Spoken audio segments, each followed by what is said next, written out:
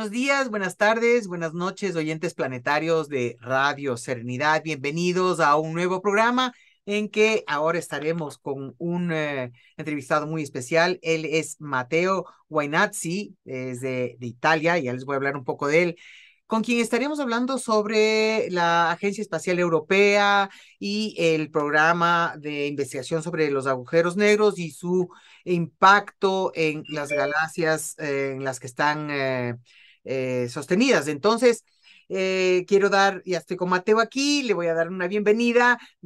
Es realmente un placer tenerle a Mateo aquí, gracias a la sugerencia de una amiga muy querida, Alexandra Williams, que me puso en contacto con Mateo. Ella creo que fue a alguna exposición en Holanda y fue maravilloso. Así es que le tenemos a Mateo aquí presente y con él vamos a hablar de ese tema tan interesante que creo que es importante que todos aprendamos a ver un poquito más al cielo y entendamos que somos parte no solo de un planeta, sino de un cosmos.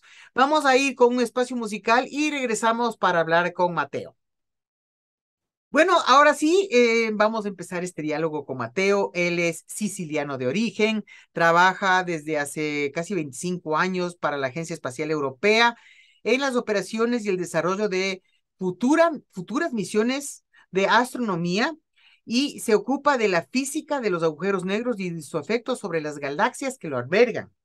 Así es que yo creo que este es un tema fascinante. Mira, la mayor parte de seres humanos todavía no tienen suficiente, hablo de la mayoría, ¿no? Porque hay muy gente interesada en darse cuenta que somos parte de un cosmos, parte de no solamente un planeta y un sistema solar, sino de un cosmos. Porque creemos que es suficiente con la luna y el sol y no nos importa el resto. Quisiera empezar primero preguntándote a qué se dedica la Agencia Espacial Europea y luego que me continúes contando un poco por qué es importante que nosotros abramos un poco el entendimiento de nuestra relación con el cosmos. Gracias, Mateo. Bienvenido. Muchas gracias por la invitación. Estoy encantado de hablarte y hablar a los oyentes de Radio Serenidad. Entonces, bueno, es la pregunta más difícil que puedes hacerme, pero vamos por parte. Empezamos por el programa científico de la Agencia Espacial Europea. La Agencia Espacial Europea es un organismo que incluye, creo ahora, 28 países, van creciendo cada día y hace varias actividades, todas las actividades en Europa que están relacionadas en alguna forma con el espacio. La Agencia Espacial Europea tiene un papel llave en desarrollarla. Entonces, no es solo actividad de carácter de investigación científica, sino también telecomunicaciones, monitoraje del clima y todos esos temas. Yo no me ocupo de ellos. Yo sí de lo que me ocupo es el programa científico, que son misiones espaciales para estudiar el cosmos, para estudiar el universo. Y entre ellas, algunas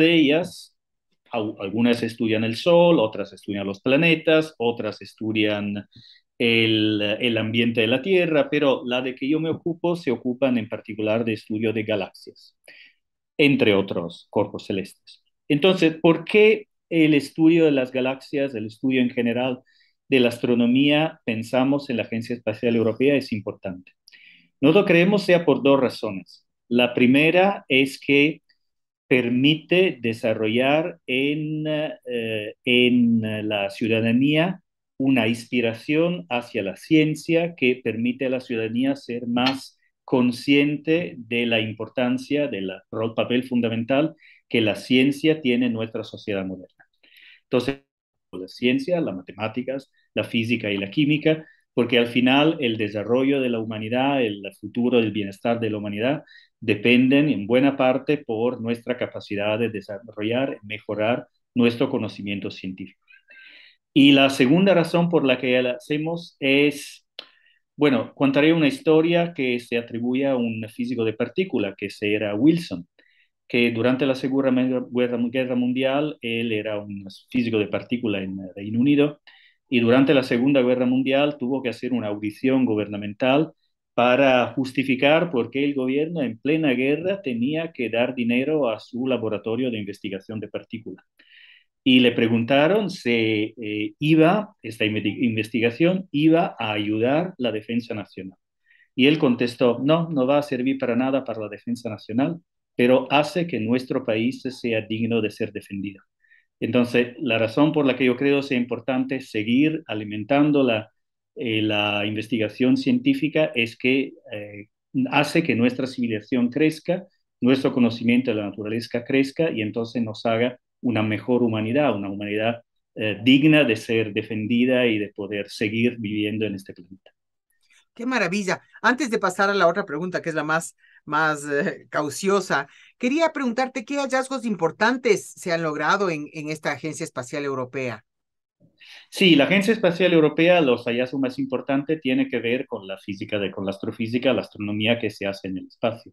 Entonces, tiene que ver en general con fenómenos muy extremos en el universo, como son los agujeros negros, como son las estrellas de neutrones, como son las explosiones de supernova, como son las galaxias, la investigación de las galaxias, de la evolución del universo desde el principio hasta ahora.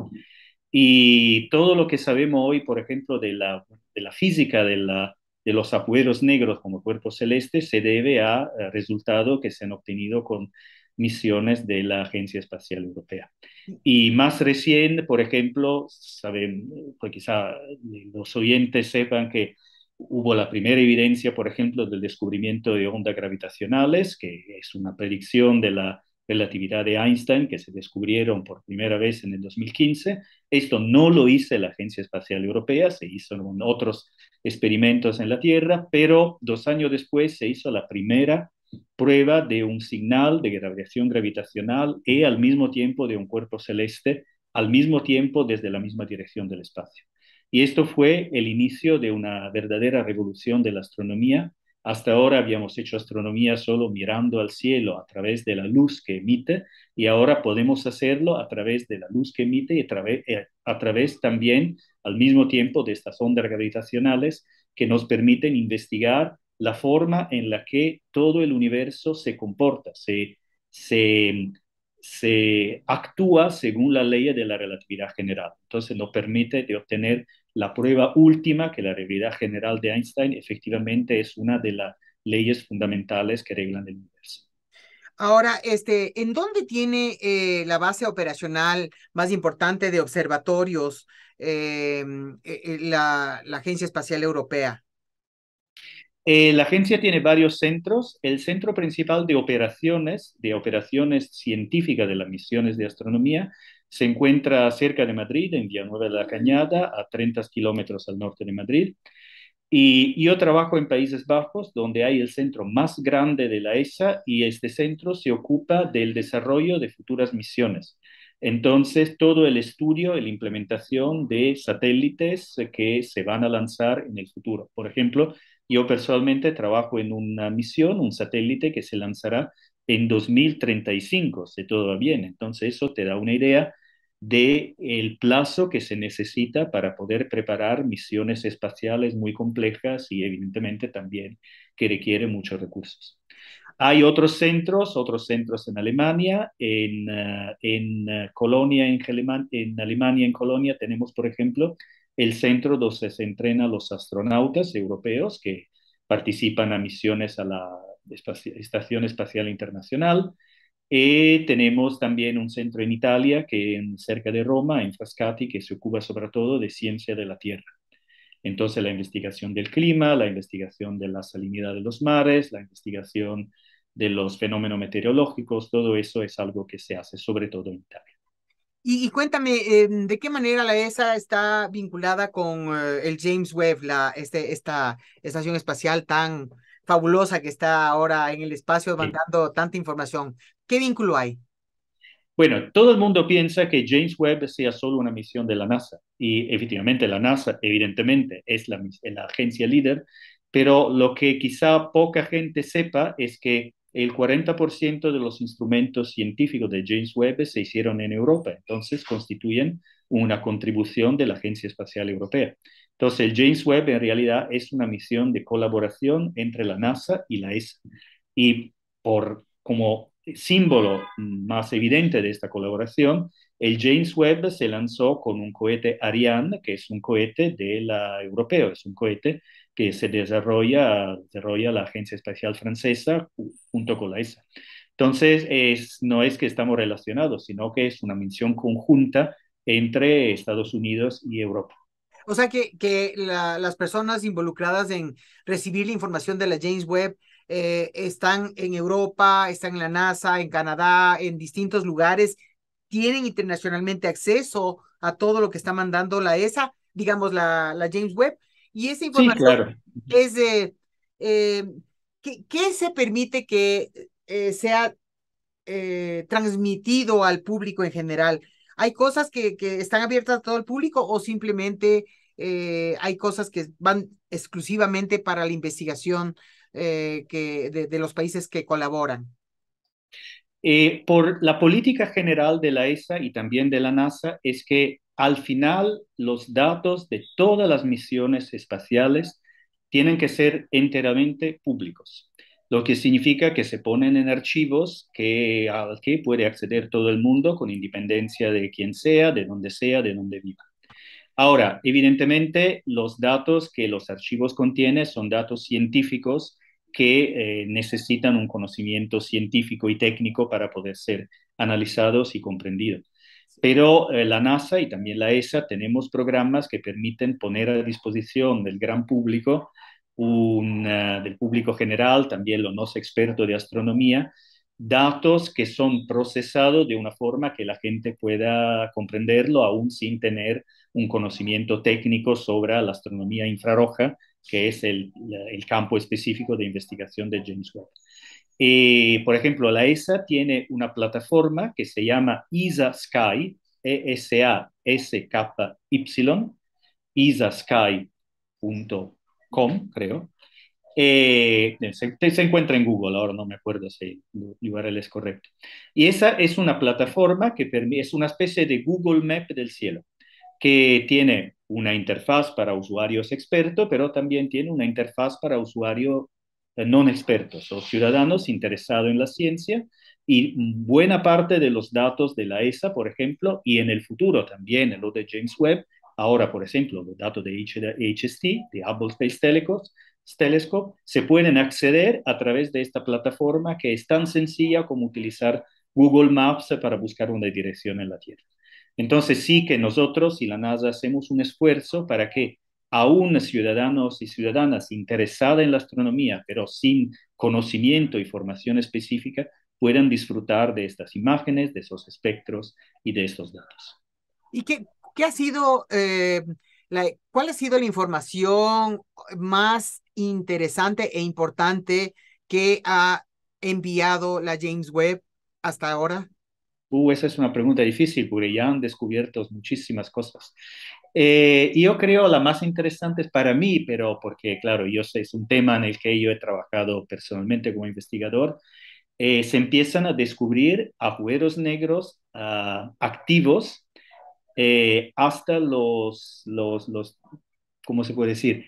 En la época, una época más antigua del universo, cuando el universo solo tenía algún porcentaje de su edad, era solo algunos centenares de millones de años, que en comparación con la edad del universo, que es 13 mil millones de años, es una fracción muy pequeña.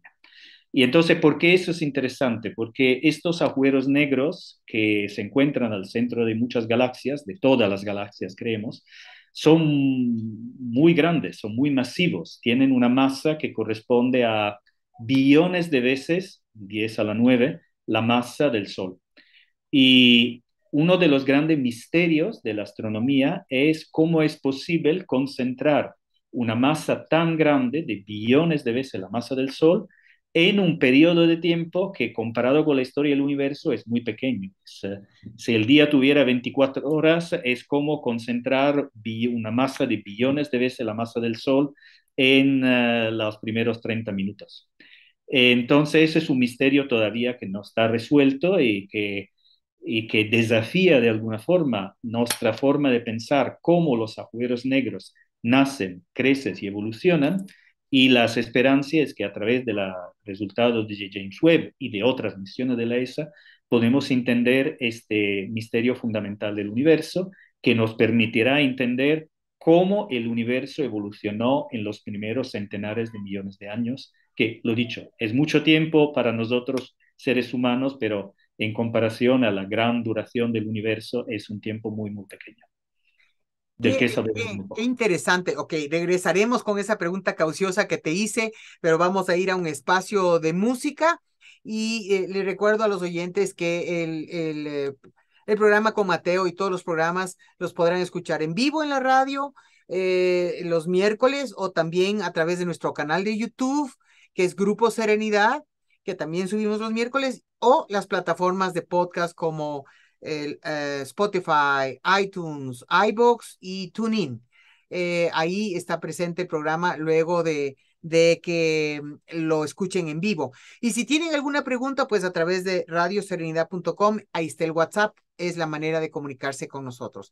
Vamos a regresar, esperamos responder las inquietudes que seguramente serán abordadas durante esta entrevista, luego de este espacio de música. Aquí estamos de regreso con Mateo para seguir hablando sobre las actividades que realiza en la ESA. Y la verdad, Mateo, esa pregunta que te hice al inicio, que yo sé que puede ser un poco difícil tal vez de responder, pero evidentemente tú ves que el ser humano se ha enfocado en su vida, en la materia, en el planeta, poco o nada le importa, inclusive la luna, que la ve de vez en cuando, dice qué bonito, tal vez el sol, qué rico, calientito, pero somos parte de un sistema solar que de alguna manera tiene un impacto, un efecto sobre la vida del planeta. Somos parte de una galaxia, de la Vía Láctea, que también nosotros decíamos, ya, bueno, qué lindo, tal vez en un lugar en la naturaleza vemos la Vía Láctea de alguna manera, pero o sea, ¿de qué manera me afecta o me impacta? ¿Para qué? Es bonito ver, pero no sé ni siquiera lo que estoy viendo. Te hablo desde una persona, digamos, común y corriente que no ha indagado en la astronomía o la cosmología o la astrofísica y no tiene estas inquietudes. Pero estamos en una época tan intensa en la vida en el planeta, con muchas repercusiones de cambios climáticos y tantas cosas, que de alguna manera ya es hora de que empecemos a darnos cuenta de nuestra dinámica y nuestra forma de influir la vida, no solo en nuestro planeta, sino en nuestro sistema solar y en nuestra galaxia. ¿Por qué sería importante que el ser humano, crees tú, es importante que también empiece a mirar con otros ojos el cosmos? Bueno, yo creo que hay dos formas de verlo. Bueno, es como lo veo yo, evidentemente. Cada uno, probablemente, de mis colegas lo verá de forma ligeramente diferente, pero yo lo veo así. Yo creo que sea importante enterarnos del lugar que tenemos en el universo como seres humanos. A lo largo de muchos siglos hemos creído que la Tierra era el centro de todo del universo, ¿no? Y que todo rodeaba alrededor de nosotros. Y nos ponía en una posición de arrogancia hacia la naturaleza. Nosotros somos al centro del universo, Dios nos considera como el punto de referencia de todo el universo y todo lo demás se gira alrededor de nosotros.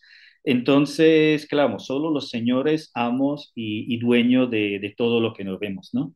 Entonces, yo creo que enterarnos que somos solo, nuestro planeta es un planeta de un sistema solar y que hay miles y miles de millones de sistemas solares en nuestra galaxia, que nuestra galaxia es una de las miles, millones y miles de millones de galaxias en el universo y que no tiene ningún lugar privilegiado, porque el universo, por lo que nosotros sabemos, no tiene ningún centro y ningún lugar privilegiado.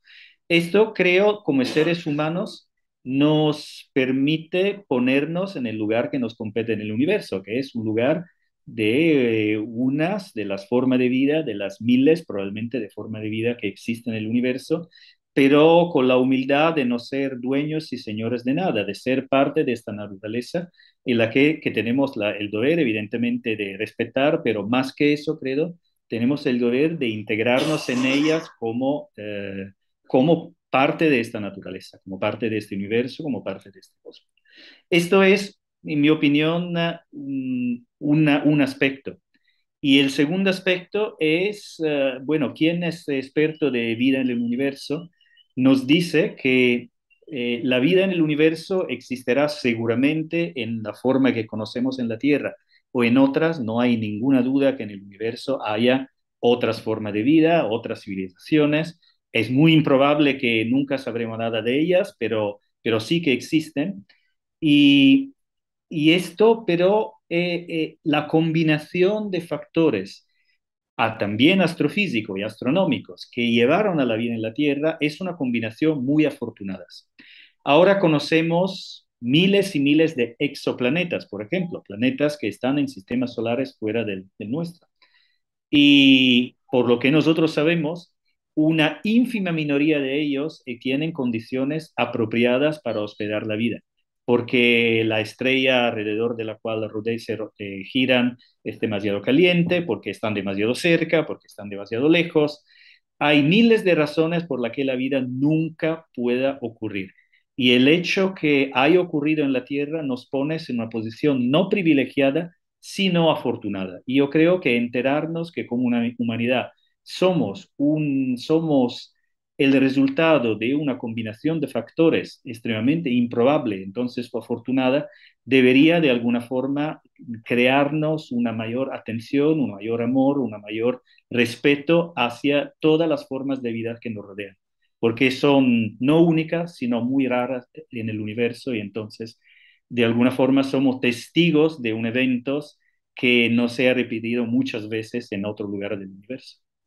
Chuta, qué hermoso lo que estás diciendo y te juro que me llega tanto al corazón que hasta me da ganas de llorar, pero me tengo Bueno, que controlar un poquito. te lo agradezco, pero Sí, porque es más para pensar que para llorar. sí, no sé, pero es que lo lindo es que estás llegando, a mí me llegas al corazón, me estás topando algo, una fibra fina muy profunda y de sentir que realmente la vida en el planeta, tal como la experimentamos hoy, este planeta es como un oasis en el universo, es un oasis, una especie, si nosotros lo viéramos así y tendríamos la conciencia y la humildad, no le destruyéramos como le estamos destruyendo y de eso y de otros temas también vamos a conversar, porque creo que el tener toda la información que las estaciones espaciales tienen sobre los cambios climáticos, la historia de la Tierra. Hice un programa y estuve estudiando, investigando sobre las extinciones masivas. Y ha sido una cosa, el planeta era invivible al inicio, o sea, habían solo organismos anaeróbicos y tuvieron que pasar millones de años de extinciones masivas para que llegue la vida para el ser humano, porque si no se extinguían los dinosaurios, era imposible que el ser humano venga a vivir acá, o sea, se desarrolle o evolucione aquí. Entonces, nosotros no tenemos noción de todo lo que el planeta como tal, nuestro planeta, o no debería decirle nuestro, porque realmente nosotros pertenecemos al planeta, más no es nuestro. Eh, Todo lo que este planeta tuvo que pasar para que llegue a ver la vida humana aquí, ha sido pero impresionante. Y la gente no sabe eso y no lo aprecia. O sea, tú, Y yo creo sobre todo, no solo el problema que no lo aprecia, sí, pero el problema es que se tiene que tener en cuenta que eh, la Tierra sigue, pero la humanidad ha sido una fase muy breve de la vida de la Tierra hasta ahora y a veces damos por garantizados que la humanidad seguirá siempre porque siempre ha vivido en la Tierra y siempre no, la Tierra podrá seguir viviendo con otras formas de vida sin la humanidad. Entonces tenemos que superar un poco este optimismo, ¿cómo se puede decir? Positivista, ¿no? Que, bueno, encontraremos una solución tecnológica para todos los problemas. No tenemos que preocuparnos del cambio climático porque algo inventaremos, porque la humanidad es eterna. No, no es así. La humanidad apareció en algún momento, tuvo una condición, los seres humanos tuvieron una condición de factores fisiológicos que lo permitieron llegar a una posición dominante desde un punto de vista del poder entre las otras especies humanas, pero esta condición se puede revertir en cualquier momento. Entonces, ser conscientes de la historia también de la humanidad como una fase muy breve y probablemente temporal de la historia de la Tierra también debería darnos esta humildad de ser más respetuoso hasta el entorno que nos rodea. claro, esto nos hace cuestionarnos tanto, ¿no? Sobre las existencias de los dioses que hemos creado, sobre la existencia de la vida como tal, de nosotros como especie. pensar o creer que si no hemos estado aquí antes, hemos estado en otro lado, o sea, hay tantas cosas que se pueden considerar, pero realmente es un privilegio del cual nosotros tenemos que recuperar la humildad, como tú has mencionado, porque el ser humano realmente ha vivido con mucha arrogancia desde, no sé si es una cuestión solamente de Occidente, porque creo que en Oriente sí tenían claro antes que en Occidente que no éramos el centro del universo, sino un planeta en un sistema. Ujú. Entonces, yo creo que realmente es importantísimo lo que tú estás compartiendo con nosotros porque nos ayuda a ver con otros ojos la vida en el planeta y nuestra relación con el cosmos. Eso es súper, súper importante. Y creo que vamos ahora sí a entrar en tu materia porque creo que podríamos hablar de tantos temas, pero tendríamos que tener horas. Pero vamos ahora a hablar sobre el tema de los agujeros negros y lo haremos después de otro espacio de música. Invitamos a los oyentes a que se comuniquen con nosotros, nos escriban a través el video en YouTube, a través del WhatsApp de radioserenidad.com. Y que se comuniquen con nosotros en caso de que tengan inquietudes, preguntas. De todas maneras, esperamos abordar sus inquietudes en este diálogo con Mateo. Volvemos en breve. Ok, estamos otra vez aquí para seguir esta charla tan interesante con Mateo y tengo una pregunta que me llega que dice, ¿cómo nació la teoría de los agujeros negros? ¿Qué son y cuál es su efecto en las galaxias? Sí, bueno, ¿qué son los agujeros negros? Los agujeros negros son una de las predicciones matemáticas de la relatividad general, que nos dice hay lugares en el universo que se dice técnicamente singularidades, son de los lugares donde son casi como puntos en el universo donde la densidad es tan alta y la masa se concentra de forma tan concentrada que son como si fueran puntos sin dimensiones. Y esto es una forma matemática de verlos que es un poco árida y no es la forma que yo prefiero, porque al final lo que sabemos hoy en día es que los agujeros negros no son solo una entidad matemática creada por la teoría, sino son objetos celestes que existen en todas las galaxias y tienen un efecto importante en la presente de las galaxias y han tenido un efecto importante en su evolución. Entonces, un agujero negro es una región del universo donde la gravedad, que son tan masivos que la gravedad, la fuerza de gravedad, que es la misma que experimentamos en la Tierra y que nos permite estar enganchado a la superficie de la Tierra, es tan fuerte que nada de esto, nada se puede escapar de estos agujeros negros, ni la luz. Sabemos que la luz es la entidad que físicamente tiene la velocidad más alta en el universo. Tiene la velocidad de la luz, que son 300.000 kilómetros al segundo. Y el agujero negro es una concentración de masa tan fuerte que ni los rayos de luz pueden salir de un agujero negro. Entonces, por eso son negros, porque nada de lo que está en su interior puede salir, ni la luz, ni los rayos de luz. Entonces, esta región del espacio, sabemos por las teorías de la evolución estelar que se pueden crear y en realidad se crean regularmente como fase final de la vida de estrellas más masiva del Sol. Hay estrellas que tienen una masa mayor de más o menos 10 veces la masa del Sol. Son estrellas mucho más calientes del Sol. El Sol tiene una temperatura en su fotosfera de 4.000 grados, 6.000 grados, Sí, 6.000 grados, 6.000 perdón. grados. Ajá. Y mientras que estas estrellas tienen temperaturas que van más allá de 10.000 grados. Y cuando esas estrellas al final mueren significa que se acaba el ciclo de procesos en su interior que convierten hidrógeno en helio, la fusión nuclear, que crea el calor de las estrellas o la energía de la estrella. Cuando esos procesos se acaban, las estrellas, este tipo de estrella muy masiva, explotan de una forma muy escandalosa y crean como resultado de esta explosión un core, un núcleo que es un agujero negro, un núcleo muy compacto, muy masivo, que es un agujero. Entonces, de estos agujeros negros existen probablemente miles o decenas de miles en nuestra galaxia y conocemos por observaciones en rayos X y por observaciones hechas por satélites, conocemos hoy en día algo como algunos centenares.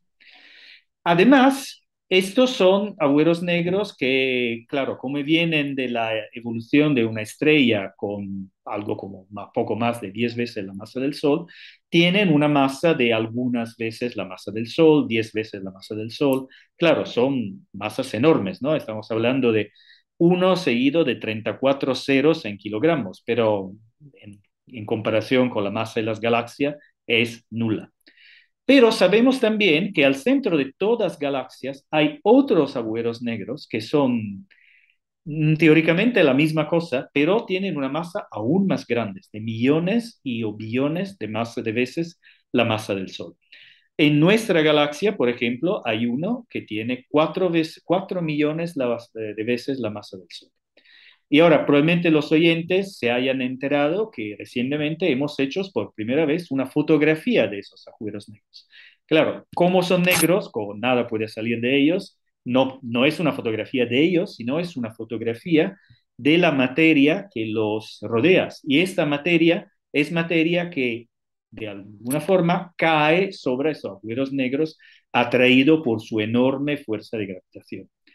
Y si los oyentes se acuerdan de alguna de esas fotografías, se ven que, imagináis que tenemos ese agujero negro, lo vimos en una fotografía de frente y uno se imaginaría que está rodeado de materia que le cae encima en un anillo y no tiene para nada forma de anillo. Tiene una forma como de una especie de sombrero. Y el hecho de que tenga una forma de sombrero es muy importante porque este tipo de forma muy curiosa es una predicción de la relatividad general. El hecho que podemos ver la materia alrededor de un agujero negro con esta forma muy particular es exactamente lo que Einstein había predicho en la su teoría de la relatividad general al inicio del siglo XX. Y sin entrar en muchos detalles, pero esa forma depende del hecho que el sombrero, la parte superior del sombrero, son rayos de luz que vienen desde detrás del agujero negro y la luz ha sido desviada, deformada en su trayectoria por el enorme potencial gravitacional del agujero negro.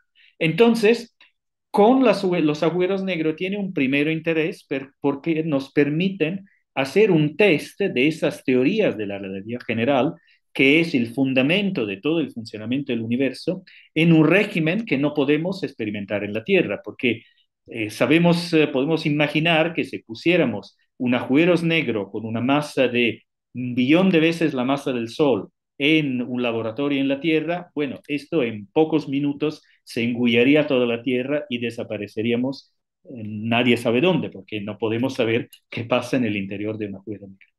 Entonces, estos agujeros negros son muy importantes porque nos permiten hacer el test de la teoría de la relatividad general que en un laboratorio en la Tierra son imposibles.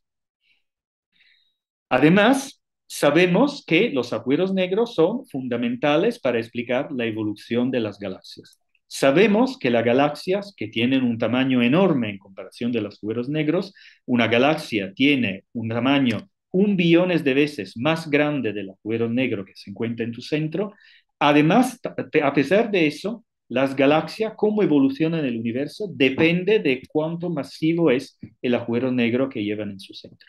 Entonces, conocer la historia de los agujeros negros desde el universo actual hasta el origen del universo, que es algo que hacemos con James Webb, que hacemos con las otras misiones de la Agencia Espacial Europea, nos permiten reconstruir exactamente cómo evolucionan las galaxias y las estrellas en las galaxias desde el origen del universo hasta ahora.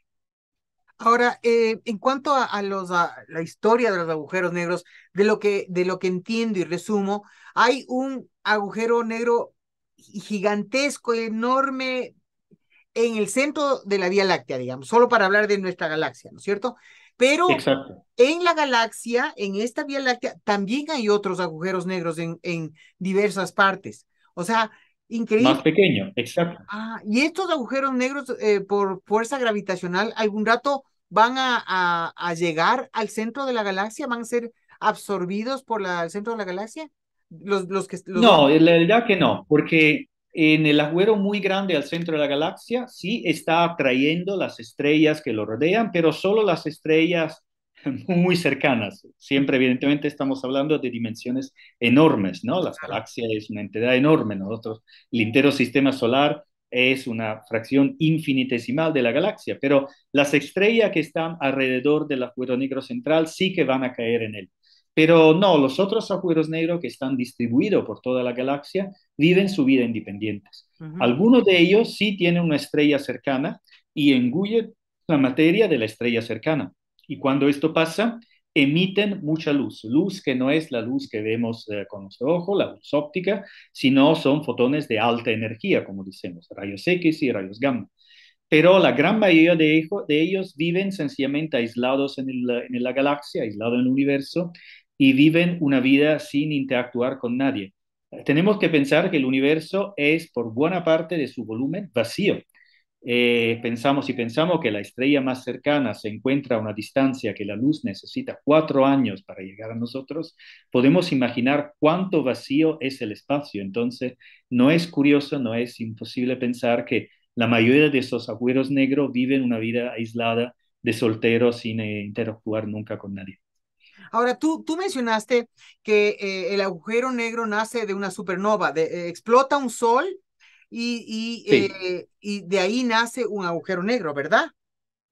sí, Entonces, correcto. me gustaría llevarte atrás en el tiempo a la creación del universo, en cómo existió el primer agujero negro, o si se Ujú. sabe algo, o lo que se sepa hasta el momento, porque para que haya habido un agujero negro tiene que haber habido un sol. Claro. ¿Y Bueno, qué se sabe hasta el momento de cómo fue el inicio de esto? Bueno, si supiera la respuesta a esta pregunta, probablemente estaría escribiendo mi discurso de aceptación del premio Nobel, que aceptaría con mucho gusto. Pero la verdad es que sabemos muy poco sobre las fases iniciales de la evolución del universo. Hay varias teorías. Unas teorías dicen que en el universo primordial había estrellas muy masivas, con una masa centenares de veces la masa del Sol, que explotaron, crearon los primeros agujeros negros y esos agujeros negros iban y fueron, ¿cómo se dice? Mezclándose el unos con el otro, ¿no? El unos con el otro. No me sale la palabra en castellano. Se fundieron, Merging, decimos en inglés. Se se fundieron, fundieron. exactamente. Se fundieron el uno con el otro y al final crearon agujeros negros suficientemente grandes de la masa de millones o billones la masa del Sol que los que vemos en el centro de la galaxia. O mejor, quizá la galaxia se formaron alrededor de ellos, evidentemente, porque tenían mucho potencial gravitacional para atraer materia alrededor de ellos. Pero este solo es una teoría. Otra teoría dice que hubo una forma en la fase inicial del universo para que se crearan directamente agujeros negros de decenas o centenares de miles la masa del Sol, que a su vez se fundieron y crearon más grandes. Siempre en la historia del universo hay un momento donde los agujeros negros tienen que fundirse entre ellos para crear agujeros negros de millones o billones de veces la masa del Sol. Y también lo que pasa es que los agujeros negros acrecen su masa, atrayendo materia que al final cae sobre ellos. Entonces, ¿cuál es el tazo de acreción? ¿Cuánta materia cada año se necesitó cómo fuera posible que la masa creció a nivel que los agujeros negros pudieran llegar a ser tan grande como lo vemos en el universo primordial? Eso también es algo que no tenemos claros y los teóricos que estudian la acreción de materia sobre objeto compacto todavía se están peleando desde hace varias décadas. Entonces, la verdad es que yo no tengo una respuesta y nadie tiene una respuesta a esta pregunta. Hay varias posibilidades, pero otra vez, como siempre en la ciencia, lo que cuenta son los experimentos, lo que cuenta es lo que la naturaleza nos dice. Y pues por eso las mediciones con James Webb o las mediciones con observatorios de rayos X, que son los que, por ejemplo, la ESA opera o lanzará en el futuro, son importantes porque nos permiten medir exactamente aquellas galaxias del universo lejano que albergan los agujeros negros más masivos. Qué interesante. O sea, que prácticamente no habría galaxias si no hay un agujero negro masivo en el centro. Bueno, esto no lo sabemos, pero lo que sabemos a ciencia cierta es que parece que cada galaxia tiene un agujero negro. Entonces, de alguna forma, las dos cosas están relacionadas. Si Ujú, ¿cuál es la relación de causalidad? ¿En qué dirección va? ¿Se vienen antes los agujeros negros y después de la galaxia? ¿O al revés? Todavía no está comprobado a ciencia cierta. ujú, Más probablemente antes existieron las primeras galaxias y después se formó el agujero negro en el centro, porque sí conocemos galaxias en el universo lejano donde no hay evidencia que haya un agujero negro, que no significa que no exista, ujú, significa sencillamente que no está cayendo materia sobre él y esta materia calentándose emite luz. ujú. Pero claro, ¿cómo no podemos averiguar a ciencia cierta si hay un agujero negro o no? Existe, cabe la posibilidad que haya galaxias primordiales sin agujeros negros en su centro. De lo que tú me comentabas de que este agujero negro absorbe todo y no permite salir nada, es muy parecido al efecto invernadero, ¿no? Cuando aquí tenemos el efecto invernadero, entran los rayos del sol y no pueden salir y que está creando una especie de, al no poder salir, creando esta crisis ambiental un poco, ¿no? Parecería algo parecido, ¿no? Es que es inimaginable Sí, cómo absorbe y no deja salir nada. bueno, sí, pero esto es, el proceso físico en realidad es diferente, porque en el caso de los agujeros negros es una ley, es un efecto de la relatividad general, que es el agujero negro es tan masivo que su fuerza de gravedad no permite a nada ni a la luz de salir. Entonces es mera gravitación. Lo que pasa con el efecto invernadero es que la radiación ultravioleta del Sol, que penetra a través de las nubes que rodean la Tierra, cuando impactan en la Tierra, la calientan y la Tierra remite radiación por su temperatura en otra banda del espectro ultravioleta, del espectro electromagnético, que es la radiación infrarroja. Y esta infrarroja sí que no puede ir más allá no puede penetrar, no puede superar la barrera de las nubes y entonces se queda atrapada con su calor en la Tierra. Entonces, en ese caso, el fenómeno físico es diferente. El fenómeno físico es esencialmente la transmisión de la luz a través de un medio espeso. Y dime entonces, wow, es que es tan complejo esto. ¿Cómo nacen los soles? Porque hubo un tiempo que creo que se creía que a lo mejor el agujero negro expulsaba y el nacimiento de un sol. No sé si oí eso alguna vez o es una especulación, pero ¿cómo nacen los soles? O sea, ¿cómo se crean? Bueno, de la forma más sencilla, para crear un sol se necesita solo una gran masa de polvo espacial. Evidentemente no es el mismo polvo que tenemos que limpiar en nuestra casa, pero son moléculas. Y lo suficiente frío, entonces temperatura de decenas o centenares de grados, que cuando se acumula una cantidad suficiente en el mismo lugar del universo, la gravedad prevale y permite a este polvo de colapsar en una región del espacio relativamente pequeña. Y cuando colapsa, se calienta y cuando el calor en el interior del Sol llega a una temperatura suficientemente alta, se puede empezar la reacción de fusiones nucleares que son la origen de la energía del Sol. Entonces, la forma en la que el Sol se forma, de hecho, la teoría de la formación y la evolución de las estrellas es una teoría muy bien conocida y muy bien validada desde hace más de un siglo.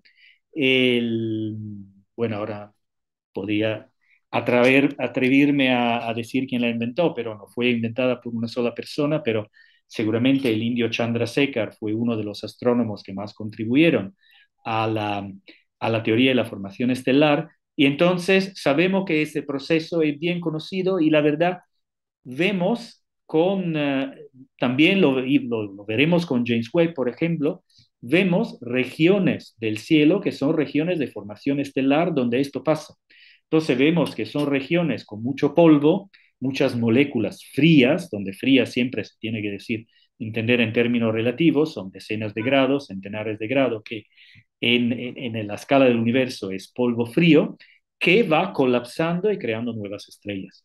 Y de hecho, una de las imágenes, la primera imágenes que hizo pública del James Webb, era exactamente una de las regiones de formación estelar donde se ven que se van formando estrellas muy rápidamente y es la región de Carina, se llama la Carina Nebula. Wow, o sea que es interesante que una estrella se forme del frío, de la condensación del frío que luego se calienta. Es como cuando uno se mete, o sea, son comparaciones un poco ridículas, pero que se me viene por la cabeza, que uno se mete en el agua helada y de pronto deja de sentir frío, porque no es que se calienta, sino que el cuerpo ya no tiene frío, pero ya no tiene frío porque se fue el frío. ¿Tú has visto que cuando uno se mete en el agua hirviendo y después se mete en el agua fría, en estos baños termales? El agua caliente, claro, es más rica, nos atrae más, pero cuando haces el baño de contraste y te metes en el frío, al principio te da sensación de frío, pero después ya se desaparece el frío. Y es como que, o sea, en el calor no sucede que uno siente frío, pero en el frío uno sí puede llegar a sentir nada. Entonces, Bueno, interesante. es curioso que lo cuentas, porque yo hace 2 días estaba en Japón por trabajo y estuve en una termal, en una zona termal. Me gusta hacer exactamente lo que tú cuentas, pasar de agua con temperatura de 10, 15 grados a un agua de temperatura de 40. Y bueno, entonces sé exactamente la sensación que tú describes. Lo que pasa con las estrellas es, bueno, cuando, no sé, ¿cómo te puedo? ¿Sabes cuando tienes una pompa para bicicletas, ¿no? Para las llantas de la bicicleta. Entonces, cuando uno la utiliza, se siente que la pompa se calienta, ¿no? ¿Y eso por qué? Porque cuando comprimimos un gas, el gas se calienta. Y en el caso de las estrellas pasa lo mismo. Hay una nube de gas y polvo y está colapsando por su propio peso, por su propia masa, por su propia gravedad, colapsando se calienta y se calienta más en el interior. Y cuando el calentarse supera la temperatura, un umbral mínimo que permita empezar las reacciones de fusión nuclear, una estrella nace. Entonces, sí que nace del frío, pero cuando un gas se comprime, se calienta por termodinámica, por física, ley fundamental de la física de los gases. Entonces, es en realidad un proceso muy común que experimentamos en varias formas todos los días. De hecho, es como los motores de vapor funcionan, por Ah, ejemplo, o las centrales nucleares. interesante, ¿no? Bueno, vamos a ir a otro corte comercial y me gustaría hablar sobre el impacto que ha tenido Einstein en todas las cosas que se han encontrado y si es que podemos hablar sobre el entrelazamiento de los estados cuánticos que están probando alguna cosa muy rara hoy en día, que es justamente el premio Nobel de Física. Si es que Ujú. está en tu área, podemos hablar algo de eso. Si no, pues nos vamos por otro lado. Pero me parece interesante que también hay cosas que están más allá de Einstein por el momento, ¿no? Entonces, wow, o sea, es tanto lo que se puede lograr que nos deja a todos siempre boquiabiertos. Entonces, vamos a regresar en breve. Y recuerda que puedes hacer tus preguntas a través de radioserenidad.com. Ahí está el WhatsApp en la parte inferior derecha. Y deja también tus comentarios. Somos una radio comunitaria, digamos, y la única manera que tenemos de poder crecer es gracias a tu bondad de compartir nuestras entrevistas y nuestro trabajo. Les traemos personajes tan importantes, tan chéveres que brindan una información genial y súper necesaria. Así que muchísimas gracias a todas las personas que nos están escuchando por el medio que sea. Dejen sus comentarios y compartan esta entrevista. Volvemos en breve.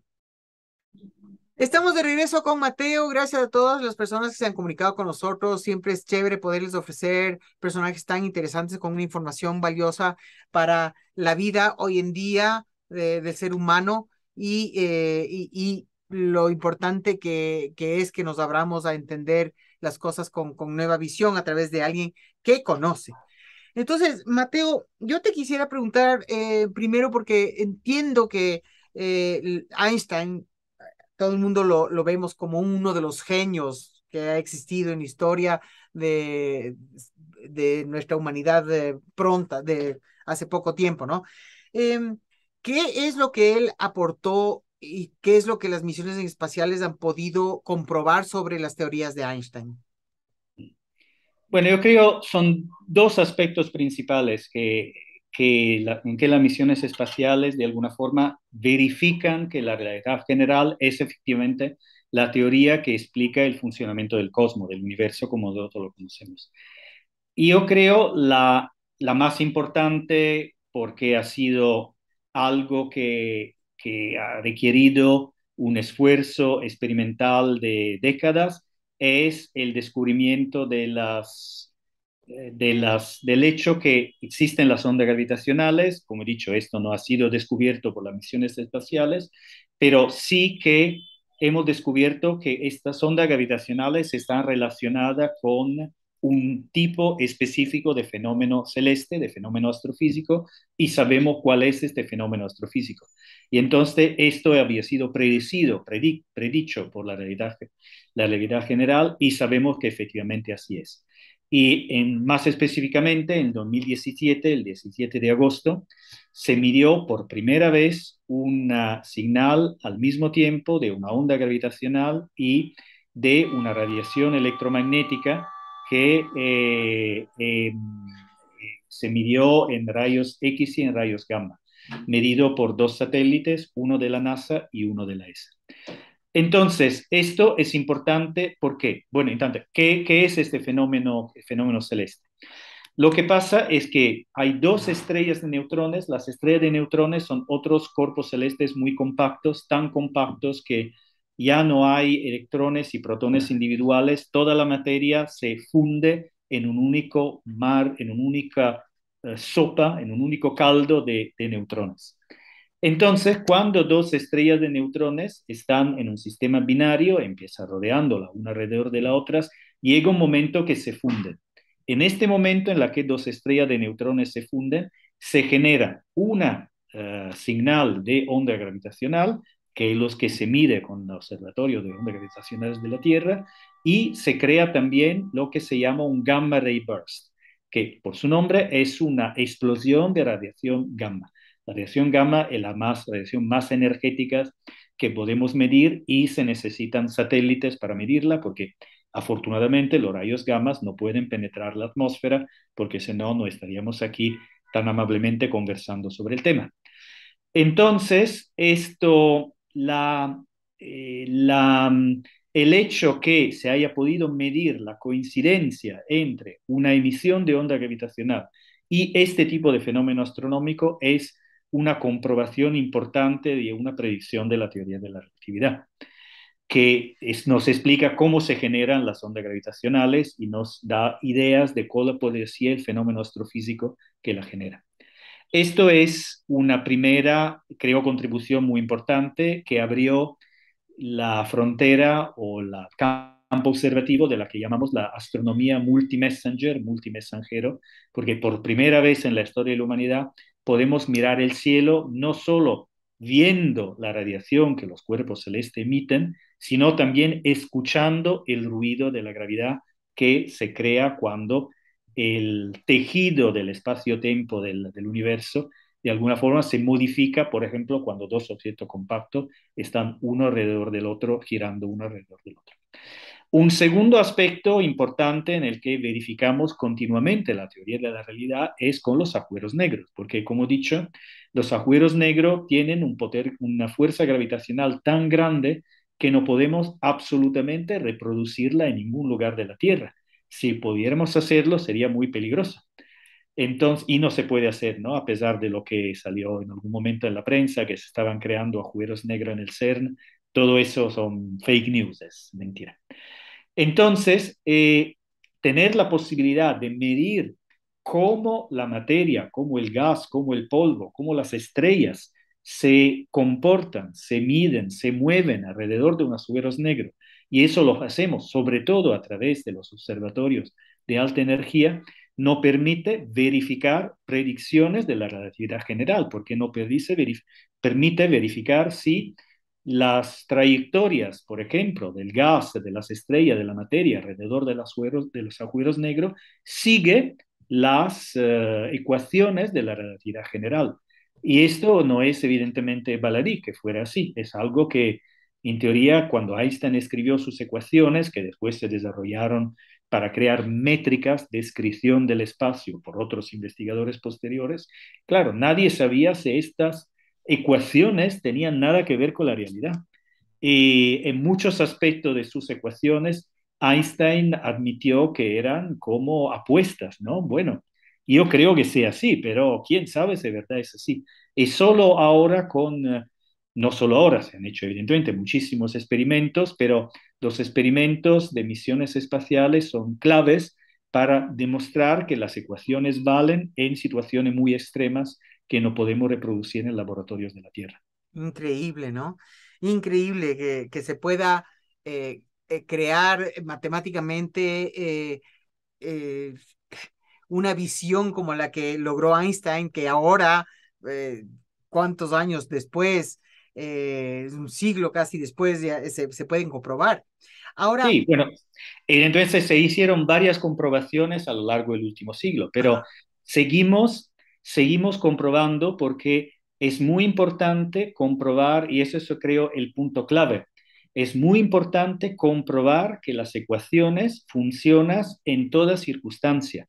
En el ambiente de la Tierra, que es relativamente low gravity, porque no tenemos el Sol es muy grande, pero su gravedad comparada con los agujeros negros es muy pequeña, y en situación de high gravity, con objetos compactos, como agujeros negros, esfera de neutrones. Y claro, como he dicho, algunos experimentos, nosotros como astrofísicos vemos a la astronomía, a la astrofísica, al universo como un laboratorio que nos permite hacer experimentos que en la Tierra son imposibles de hacer. claro. Ahora, eh, dime tú qué opinas sobre eh, estos experimentos innovadores sobre el entrelazamiento de los estados cuánticos que les llevó al premio Nobel a Alan Aspect, John Clauser y Anton Zellinger. ¿Qué importancia tienen estos descubrimientos sobre todo lo que se puede ir atando en información y conocimiento sobre lo que pasa en el cosmos y en la Tierra?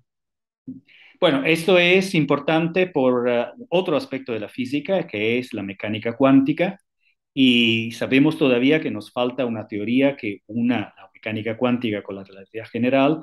Entonces buscamos todavía una teoría de explicación, una explicación global del universo. Y entonces cualquier descubrimiento que nos permita profundizar en nuestro entendimiento de la mecánica cuántica fundamental es muy importante. Solo corregir una cosa, que son experimentos muy importantes, que efectivamente es un efecto muy curioso, ¿no? De dos partículas que, aun estando separadas físicamente a una enorme distancia, sus estados cuánticos parece que están relacionados y, y cambian de forma síncrona, pero esto no significa que se pueda transmitir información a través del entrelazamiento cuántico. Entonces no se puede vulnerar la ley fundamental de la física, de la relatividad general, que dice que cualquier información en el universo se puede transmitir a una velocidad que no puede ser más grande de la velocidad de la luz. Entonces es importante tener en cuenta que este fenómeno no vulnera la relatividad general, y al revés, es importante, como he dicho, en este esfuerzo que es un esfuerzo que hacen físicos de partículas, que va más allá de mi personal conocimiento como astrofísico, de crear una teoría unificante de estas dos visiones del universo que nos permiten explicar el microcosmo y el macrocosmo. Claro, es súper interesante porque o sea, mientras me hablas, se me pasa por la mente, por ejemplo, con esto del entrelazamiento cuántico, que cuando se profundice más y puedan entrelazarse con las otras teorías, los viajes en el tiempo, las cosas que hemos visto en ciencia ficción, que son de la imaginación del ser humano, que los ha creado, yo qué sé, viajes hacia el futuro, viajes hacia el pasado, viajes en los que ya no necesitaremos aviones, sino que tu cuerpo se integra aquí y se aparece en otro lado. Estas son cosas que cada vez parecen menos de ciencia ficción y más posibilidad de entrar en un ámbito de ciencia aplicable, parecería, ¿no? Conforme se van Bueno, aumentando. la forma en la que yo la veo es que nos permitiría al final decidir si es ciencia o ficción. en el sentido que una vez que tenemos esta teoría, sabremos si es posible o si no es posible. Ujú. Y yo me decanto por la segunda posibilidad porque soy un poco escéptico, pero claro, ya veremos. Claro, o sea, todavía ha tomado tanto tiempo, como tú decías, los procesos de la Tierra y los procesos inclusive del ser humano en el desarrollo evolutivo de su pensamiento y de su descubrimiento tecnológico y científico, pues también toma tiempo, a pesar de que cada vez es más rápido y más rápido las cosas que se van descubriendo, ¿no? Vamos a ir a... Sí, bueno, tenemos en cuenta que, bueno, la ciencia, para cómo la conocemos hoy, la ciencia occidental, que no es la única forma de conocimiento de la naturaleza y tampoco es la única forma de conocimiento científico, pero es la que domina en este momento, es, como dicho, ¿no? Es una fase muy breve de la humanidad. Se inventó al final en el siglo XVII. Entonces, ¿quién sabe qué nos espera los siglos futuros? Claro. Vamos a ir con una última pregunta. Tenemos una interesante pregunta que hacerte, que hemos recibido. Vamos a realizarla luego de este espacio de música y recuerda comunicarte con nosotros a través de nuestro canal de YouTube, nuestras plataformas, las plataformas de podcast o directamente a través de radioserenidad.com. Si tienes preguntas, inquietudes o si quieres sugerirnos temas para seguir investigando y compartiendo con ustedes, siempre son bienvenidos y en la medida de la posibilidad, pues nosotros trataremos de encontrar personajes importantes que puedan transmitir el conocimiento. Así es que regresamos luego de este espacio musical y esperemos que estés disfrutando el programa. Estamos de regreso con Mateo y ahora una pregunta que nos ha llegado que es súper interesante, ¿no? Una mezcla de cositas. Y la pregunta dice, ¿existen los agujeros de gusano y cómo se relacionan con los agujeros negros? Sí, existen, pero no tenemos de ellos ninguna prueba experimental que existan como objeto astrofísico. Entonces, es un ejemplo de formulación matemática que, para el que todavía no tenemos un experimento que nos permita verificar si existen. Entonces, la relación es un poco difícil, ¿no? De hacer porque se trataría de comparar algo sobre el que conocemos miles de ejemplos o de verdad decenas, centenares de miles de agujeros negros, conocemos su propiedad físicas. La verdad, un agujero negro es un ente muy sencillo desde un punto de vista astrofísico porque solo posee tres propiedades: masa, spin o velocidad de rotación y carga eléctrica, y asumimos que la carga eléctrica de los agujeros negros se anula con los agujeros de gusano del que no tenemos ninguna prueba experimental. Entonces, es difícil para mí crear un paralelo. Ah, ya, pero, o sea, de que existen los agujeros de gusano. Eso es lo que estoy diciendo, no tenemos prueba experimental que existan. Ya, Entonces, esto es la dificultad de hacer una comparación. ya, wow. Sí, porque esto también, bueno, si bien se ha presentado mucho en películas que nos conectan con otras formas de vida, otras posibilidades que seguramente, así como estamos nosotros, hay vida más inteligente, vida menos inteligente en diferentes rincones de la galaxia. ¿Usted asumía que los agujeros de gusano son la manera de conectarse entre distintas galaxias o distintos lugares Claro, de sí, la sí. galaxia? Sí, es una forma de conectar regiones del espacio-tiempo que están desconectadas, en teoría, que no puedes conectar entre ellas porque su distancia es más grande de la distancia que puede percorrer la luz en el tiempo del universo eh, entre los dos sitios. Pero, como he dicho, a ciencia cierta no sabemos si existen. Es una predicción de la relatividad, entonces evidentemente uno podría decir, bueno, como hasta ahora hemos verificado que Einstein tenía razón, ¿por qué en eso también? Pero no es algo sobre el que podemos inventar un experimento que nos permita identificarlo y aún menos, evidentemente, pensar utilizarlo por viajar en el tiempo o en el espacio-tiempo. Ajá. Mateo, no sé si a mí se me escapa algo que tú consideres importante transmitir a los oyentes en este momento para concluir la entrevista el día de ahora?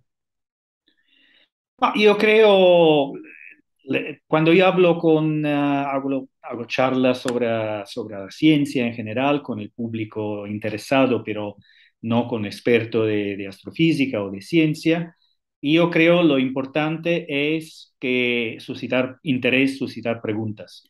Yo tengo muy pocas respuestas, la ciencia tiene, evidentemente ha hecho muchísimos avances, pero creo que lo importante que quiero transmitir es que los científicos tenemos algunas respuestas, pero sobre todo preguntas, y sobre todo no creemos haberlo entendido todo, solo nos esforzamos cada día para entenderlo mejor. Se he logrado transmitir esta visión del científico no como el mago que lo conoce todo, como lo sabe todo, que puede resolver cualquier tipo de problema y que tiene la solución para cualquier misterio, sino como de un humilde trabajador del conocimiento que cada día intenta entender más del mundo que lo rodea. Esto para mí es el mensaje más importante. Todo lo demás se puede leer en Wikipedia. Qué bueno. Te agradezco muchísimo por tu tiempo, Mateo. Ha sido Ha sido un gran placer. un privilegio que estés con nosotros y que hayamos podido tenerte en el programa. Así es que estaremos en comunicación para una próxima oportunidad.